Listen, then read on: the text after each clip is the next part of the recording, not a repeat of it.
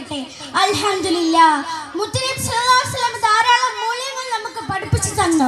എൻ്റെ ഈ കൊച്ചു പ്രസംഗത്തിൽ അതെല്ലാം വിശദീകരിക്കാൻ കഴിയില്ലല്ലോ. അതുകൊണ്ട് ഏറ്റവും പ്രധാനപ്പെട്ട ഒരു സംഭവം ഞാൻ നിങ്ങളോട് പറയാം. മുത്തനബി സല്ലല്ലാഹു അലൈഹി വസല്ലം ഒരിക്കൽ പറയുകയുണ്ടായി, ഏത് പ്രതിസന്ധി ഘട്ടം വന്നാലും സത്യം മാത്രമേ പറയാൻ പാടുള്ളൂ. ഇത് വെറുതെ പറയുക മാത്രമല്ല, അത് മുത്തനബി സല്ലല്ലാഹു അലൈഹി വസല്ലം ജീവിതത്തിലൂടെ കാണിച്ചു തരികയും ചെയ്തു. അതുകൊണ്ടാണ് മുത്തനബി സല്ലല്ലാഹു അലൈഹി വസല്ലമയെ ശത്രുക്കൾ പോലും അൽ അമീൻ എന്ന് വിളിച്ചത്. ഒരിക്കൽ ഒരു അഹ്റാബി മുത്തനബി സല്ലല്ലാഹു അലൈഹി വസല്ലമയെ അടുക്കൽ വന്നുകൊണ്ട് പറഞ്ഞു, നബിയെ, എനിക്ക് എല്ലാ തെറ്റുകളിൽ നിന്ന് ഒരേ സമയം മാറി നിൽക്കാൻ കഴിയില്ല പ്രവാചകരെ. ഏതെങ്കിലും ഒരു തെറ്റിൽ നിന്ന് മാത്രമേ എനിക്ക് മാറി നിൽക്കാൻ കഴിയൂ നബിയെ. ഈ സമയം നമ്മുടെ മുത്തനബി സല്ലല്ലാഹു അലൈഹി വസല്ലം അഹ്റാബിയോട് പറഞ്ഞു, നിങ്ങൾ ജീവിതത്തിൽ ഒരിക്കലും കള്ളം പറയരുത്. ഇത് കേട്ടപ്പോൾ അഹ്റാബിക്ക് സന്തോഷമായി.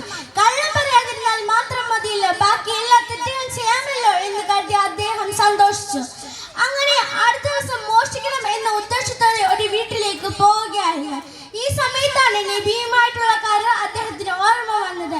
നാളെ മുത്തനബി സല്ലല്ലാഹു അലൈഹി വസല്ലം മോഷ്ടിച്ചിരുന്നോ എന്ന് ചോദിച്ചാൽ ഇല്ല എന്ന് പറയാൻ പറ്റില്ലല്ലോ എന്ന് ഓർത്താൽ മോഷണ ശ്രമത്തിൽ നിന്ന് പിന്മാറി.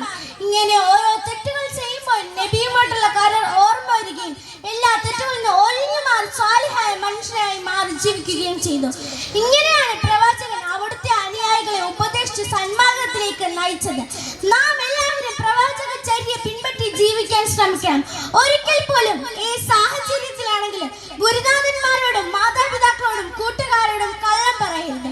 കൂട്ടുകാരെ, സത്യസന്ധരുടെ ലോകം കീഴടക്കാൻ സാധിച്ച ഒരു ലോക നേതാവ് ഉണ്ടെങ്കിൽ അത് അന്ത്യപ്രവാചകൻ അഷ്റഫുൽ ഹൽക്ക് ത്വാഹ റസൂലുള്ളാഹി സ്വല്ലല്ലാഹു അലൈഹി വസല്ലം തങ്ങൾ മാത്രമാണ്.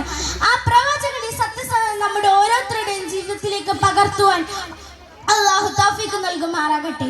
ആമീൻ. അസ്സലാമു അലൈക്കും.